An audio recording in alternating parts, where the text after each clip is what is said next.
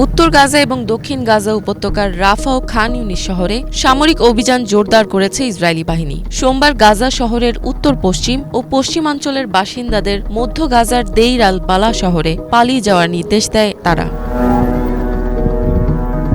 এর আগের দিন গাজার কেন্দ্রস্থল ও আশেপাশের একাধিক এলাকা থেকে বাসিন্দাদের পশ্চিম উপকূলীয় অঞ্চলে পালিয়ে যেতে বলে এ বাহিনী।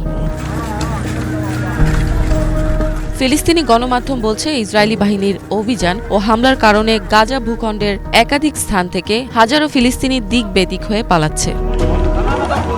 অপরদিকে গাজায় ইসরায়েলি কমান্ড পোস্টে মর্টার শেল দিয়ে হামলা চালিয়ে যাচ্ছে ফিলিস্তিনের ইসলামিক জিহাদ আন্দোলনের সামরিক শাখা আল কুদস ব্রিগেড। এ সময় তারা ইসরায়েলি সামরিক যানবাহন বোমা হামলায় উড়িয়ে দেয়। দখলদার বাহিনীর সাথে সংঘর্ষ চালিয়ে যাচ্ছে ইসলামিক রেজিস্ট্যান্স মুভমেন্টের সশস্ত্র শাখা আল কাসাম ব্রিগেডও। গাজায় প্রবেশের সময় ইসরায়েলি বাহিনীর ওপর ক্ষেপণাস্ত্র হামলা চালিয়েছে তারা। এছাড়া ইসরায়েলি সামরিক যানবাহনও বিস্ফোরণের মাধ্যমে ধ্বংস করে আল কাসাম ব্রিগেড।